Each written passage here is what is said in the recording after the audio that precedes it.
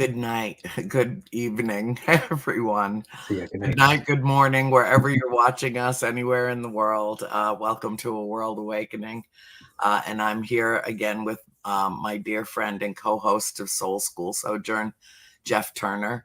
And you're just going to pick up where we left off on our previous show, which just ended. So in case you missed it, please go to my page, Andrea Perrin YouTube, subscribe, and it will give you notifications when we've got new shows coming up. But it will also give you access to everything that's archived on the page. I don't think I've ever said that before, but it bears repeating. To remind people that they can to go to that place in cyberspace where all my stuff hangs out. And we began last hour talking about the significance of things that happen and how they seem to spontaneously erupt in our lives. Mm-hmm. And went down that rabbit hole for a while. So that was great. But I would really like to pick up where we left off and then go into what we discussed, I think is important for us to address. So why don't you begin by talking about what we had intended to do on Soul School, and we'll just work our way right into it. Yeah. Well, yeah, Soul School ended up being kind of a whole prophetic, I don't know, menagerie of topics. So yeah, that was, I really felt there was something happened, and there was something or someone was speaking to some very specific people about some very specific things. Yeah. In the last hour, it was almost like a primer for A World Awakening, because we spent the first hour talking about our Great Awakening in very broad spectrum terms. Yeah. And so what I had texted you about earlier in the week, when we were discussing a topic, had the topic, the words, and the subject in my mind all week of the world being re-enchanted, or just the re-enchanted world. And I'd been thinking a lot about the process of disenchantment and re-enchantment, and how re-enchantment obviously cannot occur without disenchantment preceding it, in the same way that, if we're speaking philosophically and metaphorically, a death must precede a haunting in some ways, and let's just say, if we're speaking in purely metaphorical and philosophical terms, a haunting is the presence of an absence, right? A ghost or a spirit. Again, now maybe not literally, maybe that's not literally what it is, but if we're speaking in metaphorical terms, what we think of when we hear the word ghost or a spirit, it's the presence of an absence. It's something that is more present now because it's absent in its previous form, right? And so it actually becomes a more real presence because its previous presence is now absent. And I was thinking about how in life, and we've talked about this process before, and we've talked about it in different terms, and it really is my life's passion and mission right now to kind of help elucidate this concept and really sort of help people pinpoint where they are on this particular journey. But we all are born into an enchanted world, right? We are born into a world that is truly enchanted. And we live in a constant state of wonder as children. But as they say, youth is often wasted on the young. And I think some of what is hinted at when people say that is that when you're a child, you're not conscious of just how wondrous the world you're living in is, because it's all you've ever known. And so you live in a constant state of awe, but you don't know to stop and think of what you're experiencing as awesome, because it's all that you've ever experienced. It just simply is what is. You've been thrown into this world in the Heideggerian sense, and well, here you are. And it's wonder. And at every turn, you're seeing things you never saw before because, well, you've never seen anything before. You're hearing things you've never heard before because you've never heard anything before. You're having experiences that are new to you because guess what? Everything is new to you. And Mhm. so everything is wonder filled. It's wonderful. And, even not everyone has a wonderful childhood, but still our experiences are wonder filled because it's our first time having them. And the world is a much more enchanted place. And then we hit that stage in our development where we begin to deconstruct and take apart what once filled us with wonder, right? And we begin to see, oh, well, here's a great example. And if there's any children listening with their parents, maybe cover their ears, not because I'm about to go on a profanity laced tirade, but because I might say something about one Santa Claus, who's absolutely real, by the way. But Absolutely real. but Absolutely is. let's say you get to a point in your life where you become stupid enough to think that Santa Claus is not real, and then you get this smug attitude about you, and you go around telling all the other kids on the playground, oh, you're so stupid, you think really one guy in one night delivers all these presents to all these children?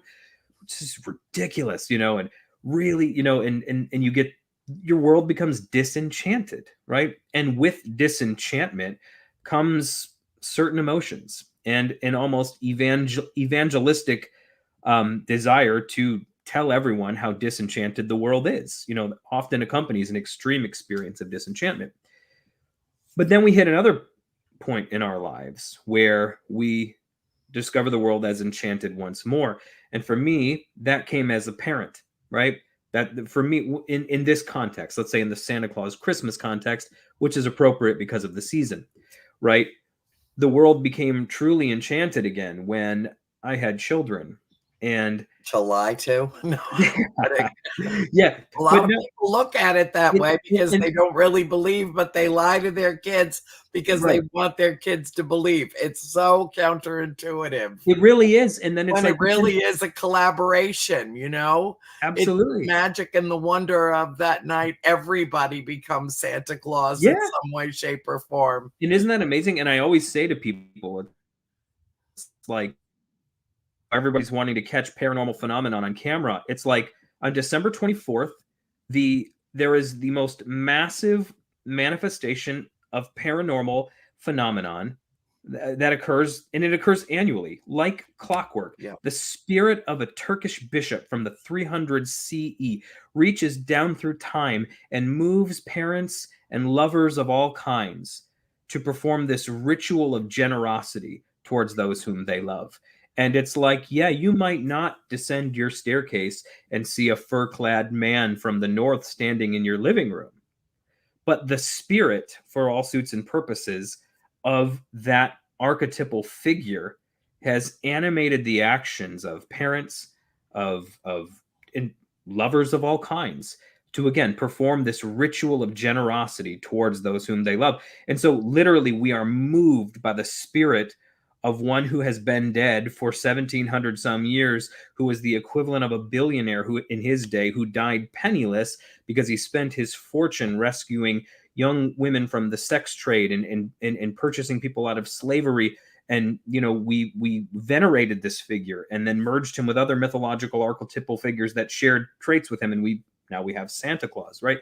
And we can say, oh, as a child we have maybe the more naive 'twas the night before Christmas view of it all, and then as a teenager we might have the smug view of, oh, really, one man and one night, how stupid. And then as an adult you get to re-enter into the magic and realize that no, there's something more to this than just simply lying to your kids or believing a fairy tale. There is some real thing that happens. And look, really real? I don't know. But there is a participation with magic, with a sense of wonderment and enchantment, that brings about this grand manifestation. And in different cultures have their different version of something similar as well. And that's just the one that we're most familiar with, probably, with this audience. But my point is, you go from the child who's a believer because that's all they can be, to the one who chooses to poke holes in the holy and tug at theological threads and tinker with reality and see if what they were taught was real really is real.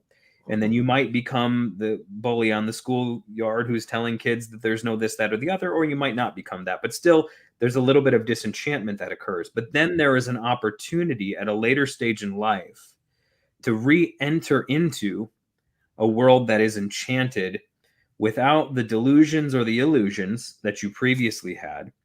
And, Marie-Louise von Franz, the intellectual heiress of Jung, said that it's one thing to be a naive idealist. It's another thing. It's one thing to be a cynical realist. It's another thing entirely to have no delusions, no illusions, but to still hold the inner flame. And the philosopher Paul Ricoeur talked about a first naivete and a second naivete, right? The first naivete you can't help but experience because we're all born naive, right? We're all born naive. And like I said, we're born into a world and everything is wonderful and wonder filled because, well, this is our first time experiencing any of it. And then you experience it enough and it becomes old hat to you and you discard it and say it's common. And we fall into the materialist trap of just viewing everything as common, gross matter, and and we become sort of intellectual Gnostics. But then there's that moment of magic, and it happens differently for different people. It happens at different times for different people and for different reasons, but where you choose to see the world as magical once more, without, again, the illusions or the delusions. And when you choose to see it that way, it actually presents itself to you as being that way. Like Christmas is more magical for me now as a parent, even a parent of older kids now, because none of my kids are at that age. They kind of are all pretty much in on what's going on. I have a daughter in college, a son who's graduating this year, and another daughter who's in 8th grade. So they're pretty keen, they know what's happening. But it's more magical for me now. And that might be because on Christmas morning, I'm finding out what the kids are getting at the same time. They're finding out what they're getting. That's what all dads do. But no, I'm just kidding. But it's more magical for me now on the other side of the loss and all of that than it ever was before. Because now there's the presence of an absence, right? A quote unquote philosophical, metaphorical haunting can now occur. Death of naivete, and now the second naivete is here, and the presence is stronger because of the absence of the literal. The presence of the symbolic is more real than the presence of the literal, if that makes sense. And over the last few years, and just feel free to cut me off at any time if I'm blabbering on, Andrea, because I can do that. So can I. So it's good. But I went from a fundamentalist evangelical pastor, who was all of the things you think of when you think of a fundamentalist evangelical pastor, right? And I was that for 12 years. I didn't embody all of those traits and qualities for that full 12 years. I underwent some pretty deep transformations over the course of that 12 years. But at the beginning of it, I was exactly what that cluster of words would suggest I was. Mm-hmm.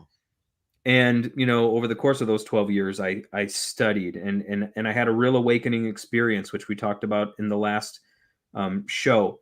And I went down this path of deconstruction and reading things I never read before and thinking thoughts I never would have allowed myself to think before and praying prayers I wouldn't have allowed myself to pray before, and just really risking it all to find truth. And as a result of that, I lost my faith entirely. I became an atheist for a season while pastoring. And I often say that's probably one of the most difficult things I've ever done. As you can imagine, pastoring while being, for all suits and purposes, an atheist isn't exactly all that easy. And people are always like, well, why didn't you just quit? And I'm always like, in response, well, it was my career. This is what I went to school for. This is what was paying my mortgage. This is what was keeping my kids clothed and fed. And so it wasn't as easy as all of that. Yeah. I had to kind of find a way to move out of that, right? And I did, but then I was in this place where I had lost really all faith, and I, for all suits and purposes, became a materialist. And I had some mystical experiences and supernatural experiences back in the day that would make it, I don't know about you because you've seen a lot, but your average person, I mean, it'll curl your hair and your toenails. Mm. Some of the things that I experienced in the house that I grew up in for 13 years, that was, for all suits and purposes, haunted. As charismatic Christians, we said it was demonically oppressed, but I wouldn't use those words anymore. That was just the language I had to describe what was happening at the time. But I mean, things happened in that house that, I have family members, CEOs, extremely successful people who will still sleep with the lights on because of what happened in that house when we were kids. But and then I had experiences in the church world, experiences with the divine, supernatural things that had no explanation for. But that in that season of having lost my faith and being an atheist, I found ways to deconstruct it all and explain it all, right? And I was like, oh, this was just that. This is that, this, and the other. That was this effect. This was that bias at work. I had words and names for it all. I could classify Yeah. and categorize. All under the umbrella of rationalization. Exactly. And I did all that. And so then I lost that. So that faith that I had, that innocent, naive, staring out the bedroom window on Christmas Eve, waiting to hear, hoofs on the roof faith that I had in God, died. It died with that experience. But then I started, I'll never actually forget. I was in my living room I was in my living room and I walked into my kitchen and I hit the opening where the pantry is. It was like 1 a.m. and I used to just pace the floor and like think out loud about everything that was going on in my head because it was a lot. And when I hit that part of the house, it was like I hit a wall. And it was like I was staring into the abyss because I had been on this path of like taking apart all of my beliefs and everything that, from the rapture to the doctrine of hell and penal substitutionary atonement and original sin. Those were kind of the 4 pillars that made everything else fall down. And I had been really busy, theologizing and philosophizing and reading and studying and taking all these things apart. But it came to a point where I just kind of was like, there's really not a whole lot more to take apart. It was like I kind of came to the end of that. And that was what was occupying my mind and still giving me a mission. But my mission was toward a negation, right? Whereas before there was something positive at the end of my mission. There was something that existed in my mind that I was heading towards. Here, I was like pushing towards something non-existent, at least how I was thinking. Mm-hmm. And so when I felt like I came to the end of it, I felt like I came to the end of everything. I was just like, and I remember being in my kitchen, feeling like I was staring into the inky black, vastness of space and just like, oh. I had the same sensation I had when we were in, Mexico when I was a teenager and we went snorkeling. And I remember looking down and I could not see anything. It was just black. And it was like my stomach sank. That's how it felt because I felt like I'm just floating in nothingness. There's nothing. And it terrified me. And that was about the time that things started to turn around. Like I kind of hit that wall and I began the path then towards re-enchantment.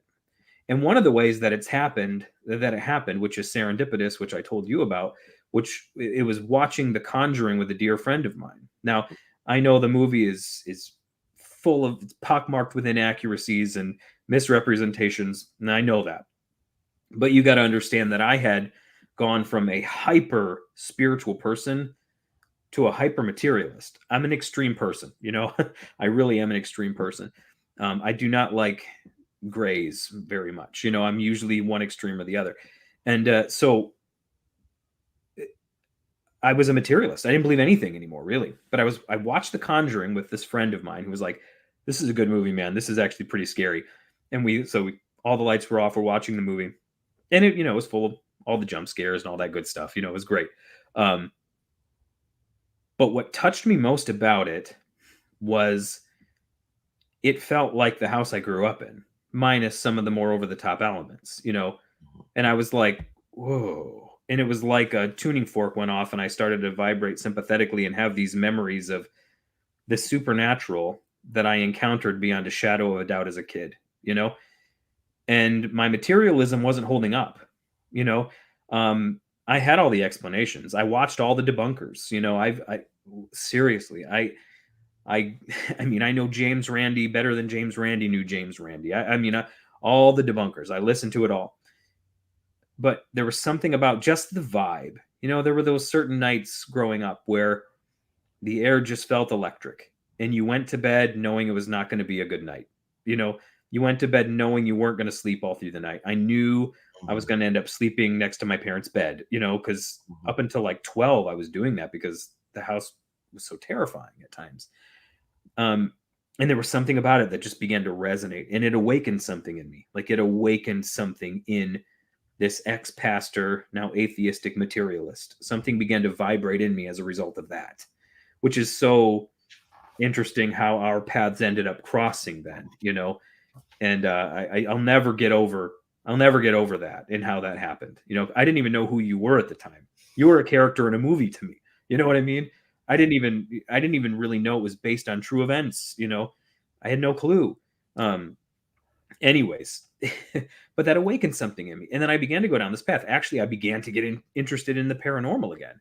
Like, okay, I don't know about the Father, Son, and Spirit, but I do know that I've encountered something approximating spirit in my life. And Mhm. I began to like, it was a weird season of life. Like I said, I had the beliefs or the non-beliefs I had, and yet I was going all over the country preaching and teaching in huge conferences, and kind of more teaching just theologically and philosophically than you know, like I said, it was a weird season. And I'd find myself in my hotel room studying and then binge watching on the Discovery Channel or the Travel Channel all those like paranormal, investigating shows, and just being like, could it be? Could there be something out there really? And it's just so weird that began to awaken something in me. It began to re-enchant the world for me. Like I Mhm. began to see the world again as being well enchanted. I went from ignorantly enchanted, disenchanted, to now being awakened again to enchantment.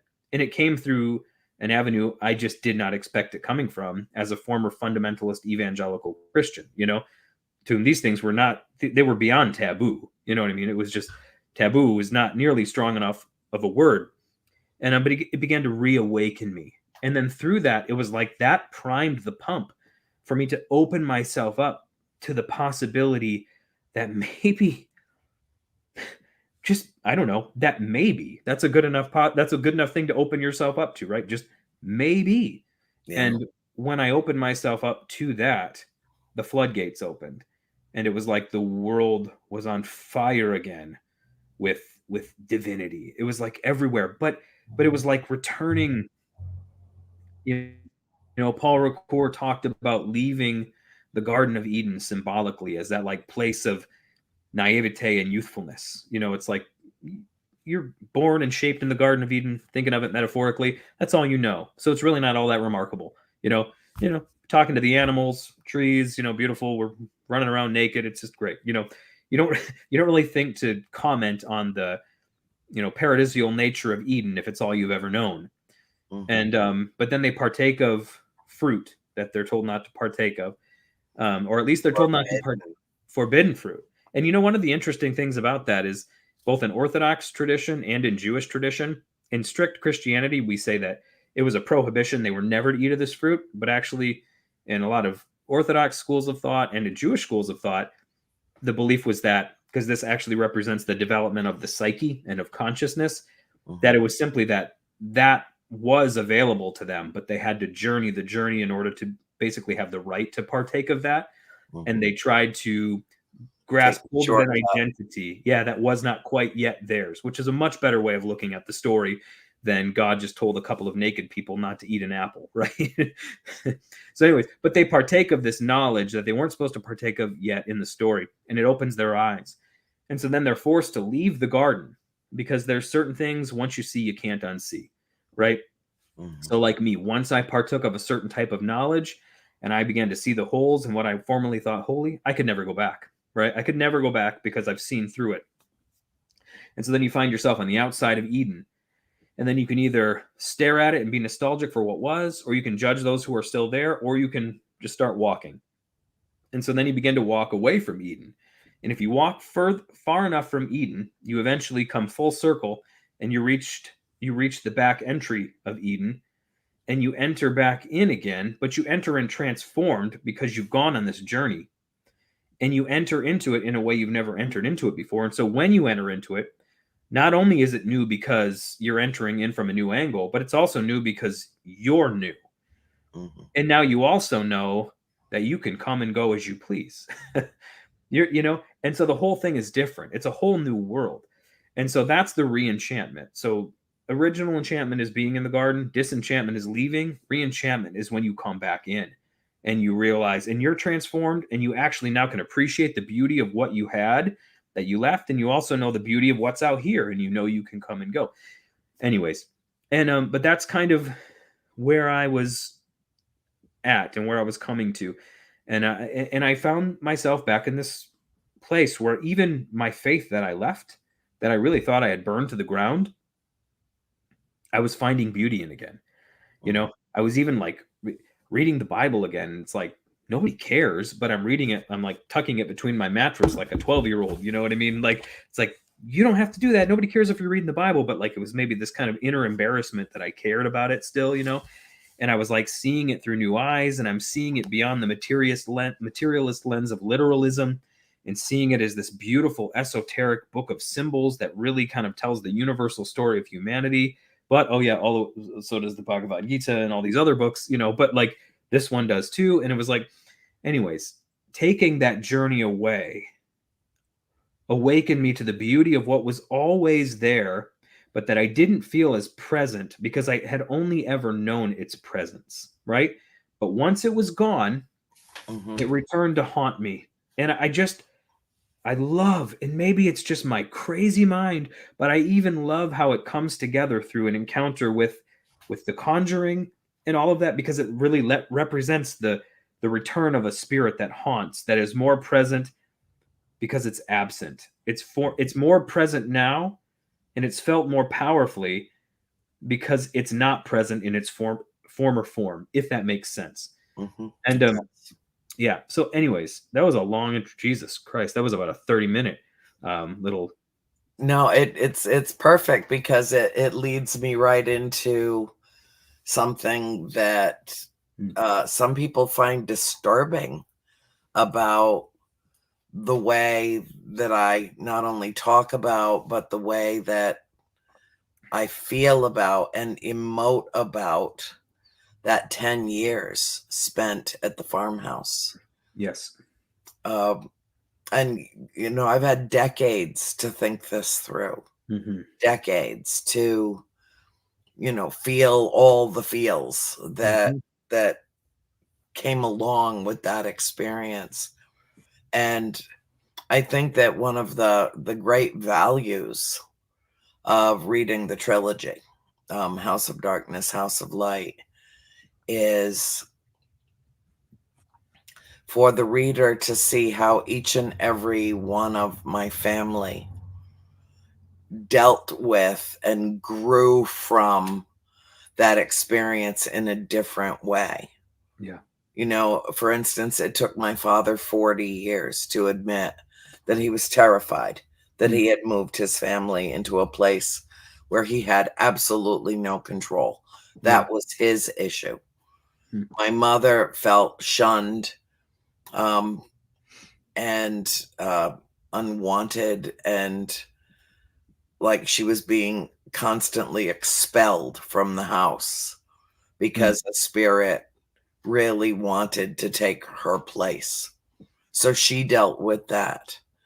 My sister Cindy had her own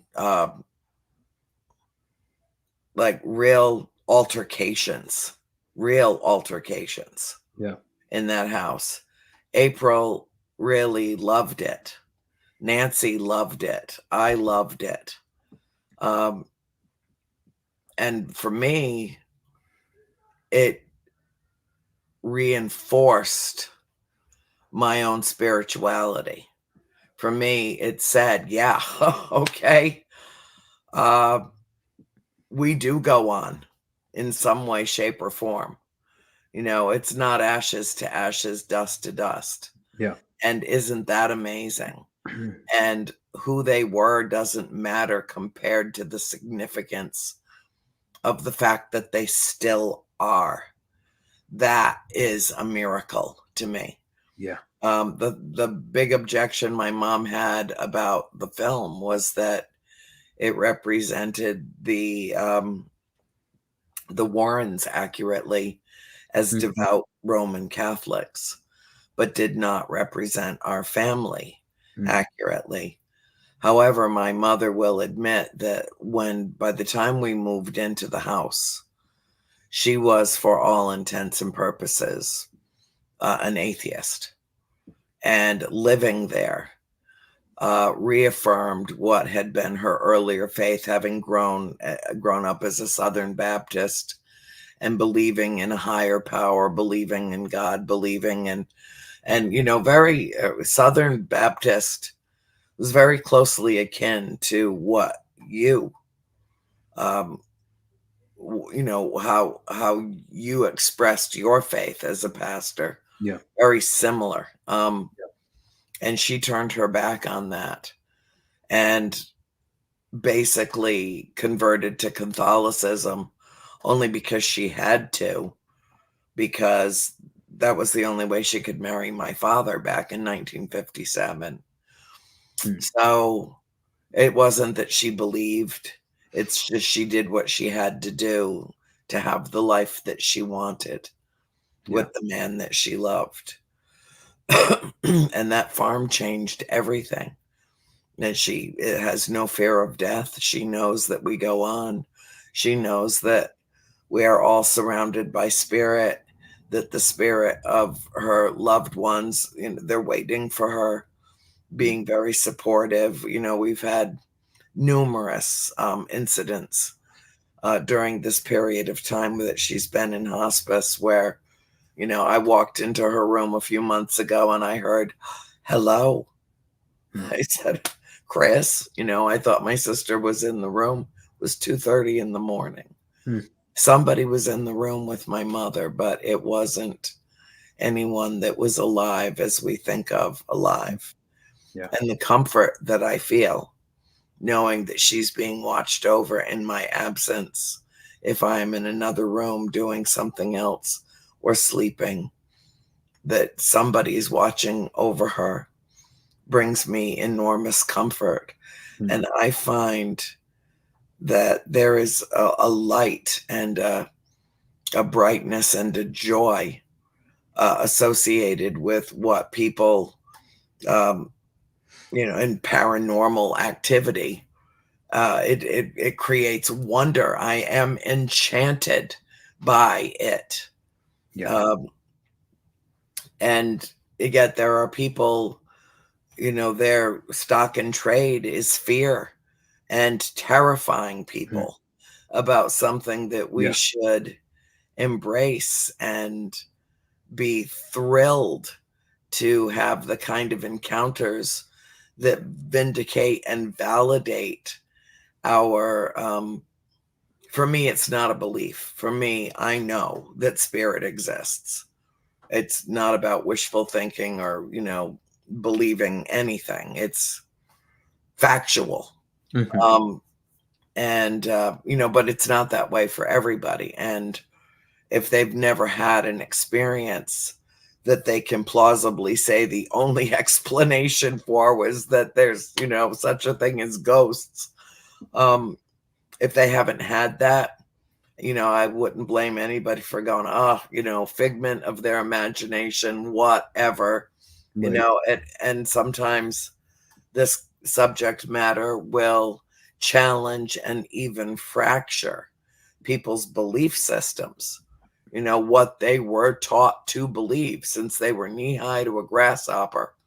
And if they have an experience and it doesn't fit in nicely into, for instance, their religious background in the Yeah. same way that happened to you, then, you have to put it on a post-it note and write, okay, demon, oppression, negative, bad, ugly, horrible, um, and shun it and push it away. Yeah.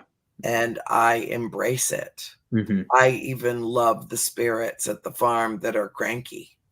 I love them because they exist, because I lived with them for a long time. Um, and I feel like they're, in a way, extended members of my family. Um, and that's a very unusual and unique perspective. Hmm. from which to approach this subject matter. Uh, but it is my reality. And I Hmm. learned a very long time ago to see my old reality with new eyes. Yeah. Once we moved to the farm, and I realized that I was dwelling among the dead and I could see them. And there it is. Mm-hmm. Now, what do you do with this? How do Yeah. you think about this? Mm. How does this affect your emotional and intellectual development? Uh, what rules does it rewrite or introduce? Mm. Uh, and I think that this is something that we should all spend some time thinking about. A little while ago, you were talking about Santa Claus and that whole notion. One of my favorite stories is A Christmas Carol by Charles Dickens. And even though Charles Dickens was a dick, he was very well named. He really was a misogynist pig, which is an insult to pigs. Mm. So sorry to pigs. He was just a brilliant but a troubled man who couldn't get out of his own way. Uh, but he said one of the lines from the story was to paraphrasing, keep Christmas year round, keep Christmas in your heart year round. Mhm. And this whole notion of introducing the spirit of Santa Claus into the lives of our children, in a way, it's like preaching a certain kind of a religion, but it's a religion that is, based on belief that it's okay to be pure of heart and to Yeah. be generous and Right. kind and loving and good Hmm. toward all humanity that you encounter. I'm Yeah. sorry, I'm losing my No, you're voice. fine. And the beautiful thing of it is that it's a call that it's our responsibility to take that role on.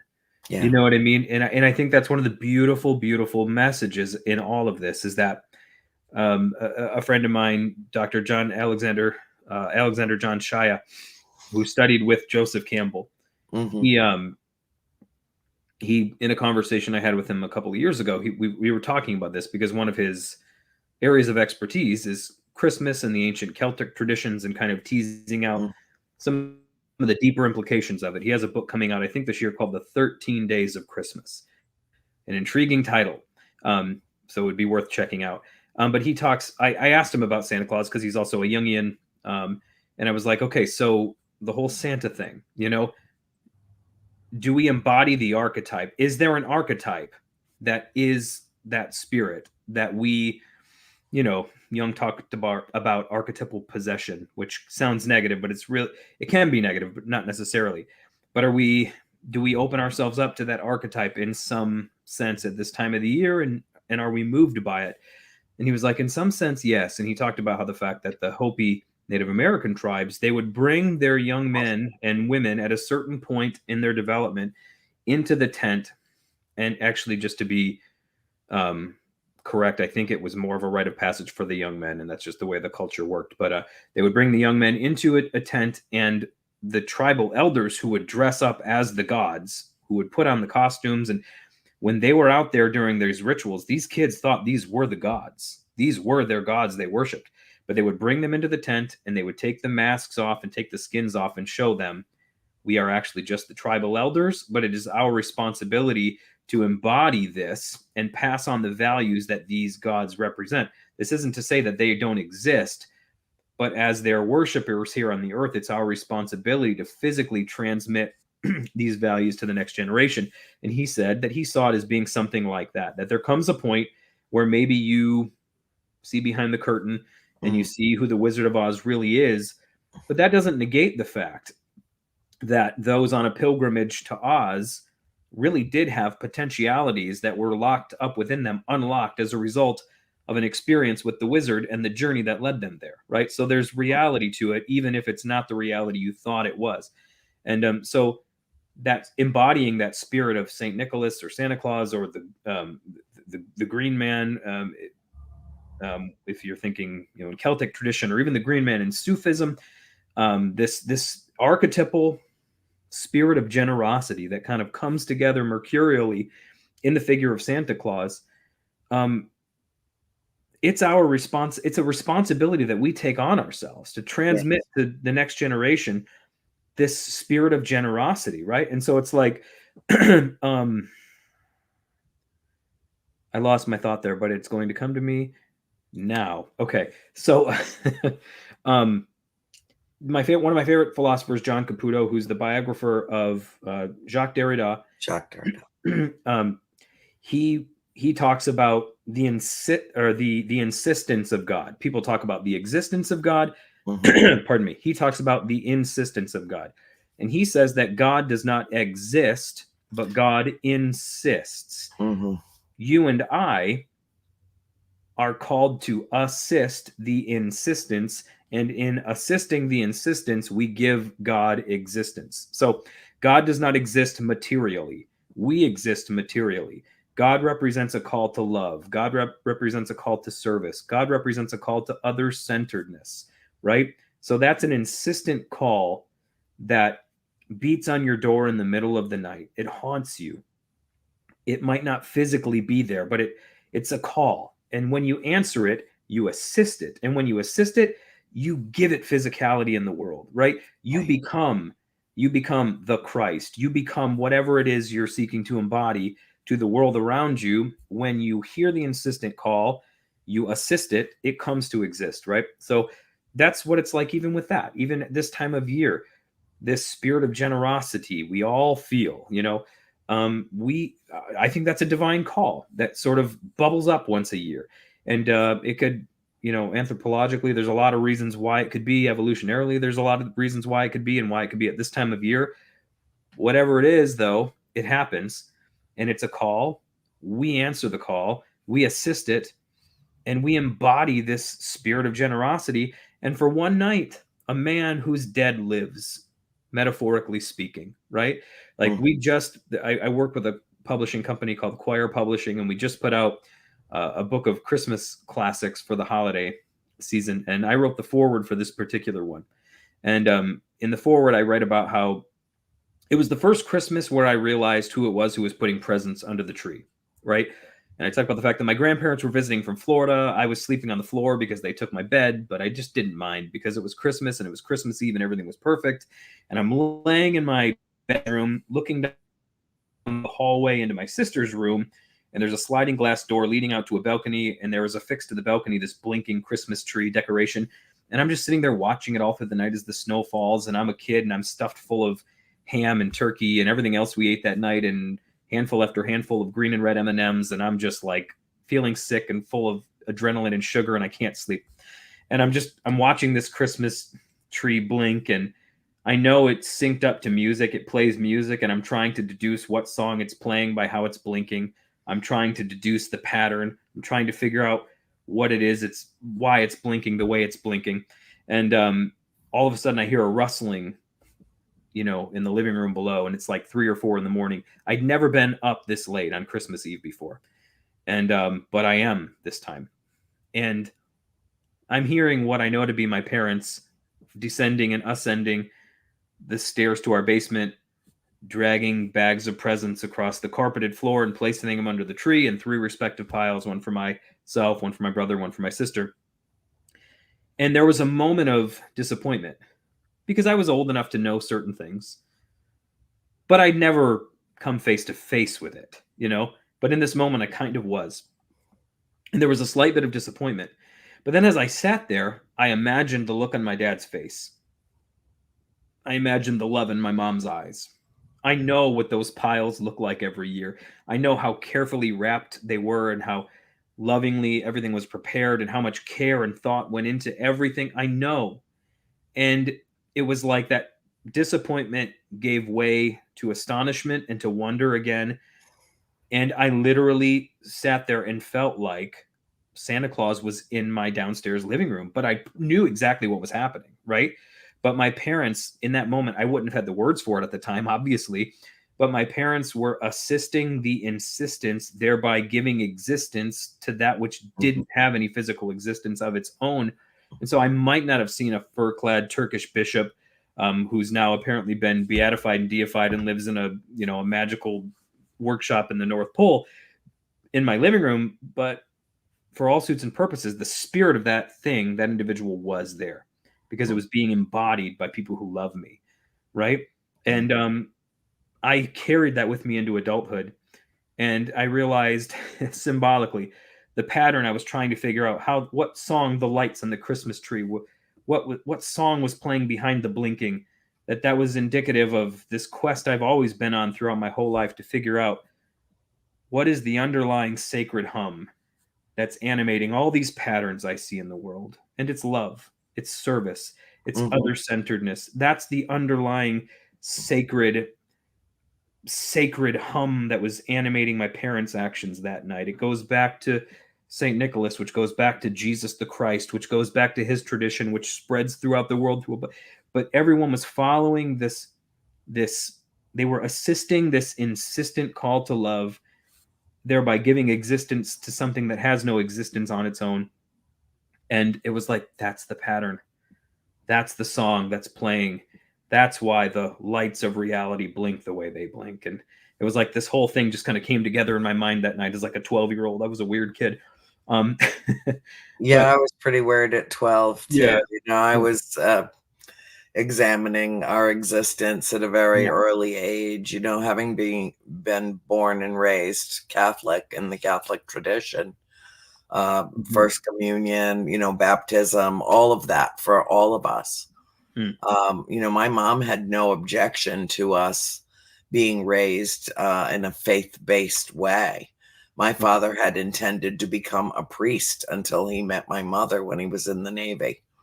mm, So it was, very much part of us. And, one of the things that is most shocking is that the church walked away from us. It wasn't the other way around. mm, Um, when my sister April said in church on one Sunday morning, as the priest closed out uh, the mass and said, "In the Father and the Son and the Holy Ghost," and my sister April said, "See, Mom, God has ghosts just like we do," mm, at the mm. top of her lungs. And the priest asked us, not to, to go elsewhere Right. to worship. Okay. Mm, So, that does not translate in the film, but that's the truth. mm. That's the reality. And my mother said, "Girls, if you Yeah. want to know God, go to the woods, go to the woods." Mm, So, in a way, it was Catholicism that turned us into pagans. But every Christmas Eve, mm, without fail, as I'm wrapping the last of my gifts for my loved ones, I watch midnight mass from the Vatican mm. and can almost smell the incense in the room. It Yeah. is that pungent a memory. Mm, Um, and I don't know why, mm. but I feel so drawn to do that. And Yeah. I don't feel like I owe anybody an apology for that.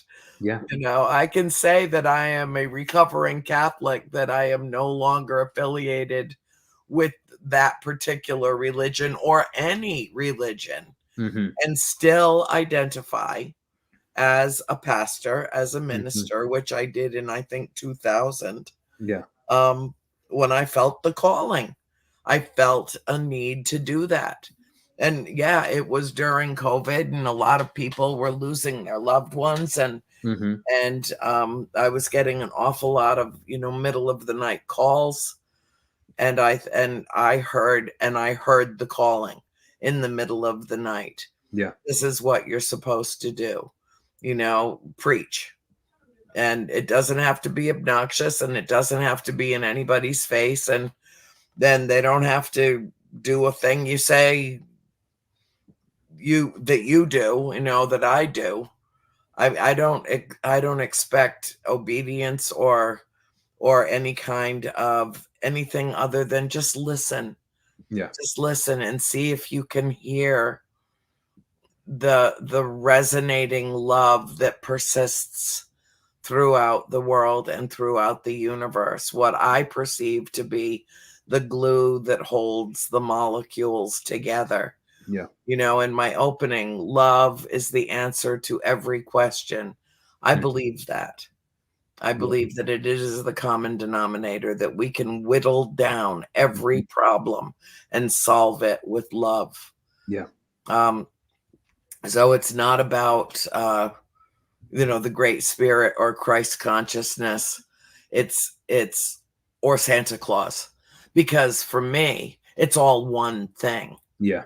It's all one thing, Yep. and we are each a living, breathing manifestation of that consciousness Mm. on this planet, and the way what created us sees its own creation through us. Yeah. And that's how it makes sense to me. Yeah. And how we burned through an hour Yeah. This is just like that. Gone. it, Oh my God. time flies, man. I know, unbelievable. But I'm Yeah. glad we got here. I'm glad Yes. that we, got into this. Yes. And let's consider it a prelude Hmm. for what we do as we approach Christmas Yeah. and talk about this, because this isn't a this or a that, an either or. It's Hmm. not. It's a discussion. It's it's an emotional, intellectual uh, deconstruction of who we are, where we come from, why we're here, where we're going, Hmm. what reality is, what consciousness is, what energy is, and what love is, all at once. Mm. And Bill loves us both. I'll see you next week. Mwah. So we'll just continue from here, because this is all part of our awakening. All of Yes. it is. It And is. with that, we have to say goodnight. I love you dearly. Give my love to the family. I I'll will. talk to you during the week, and Okay. to everyone else who is watching on A World Awakening tonight. Be the light you seek in the world. Yes. Be the light, especially now. Be the Christmas lights. I Mhm. love you all. Good Yes. night.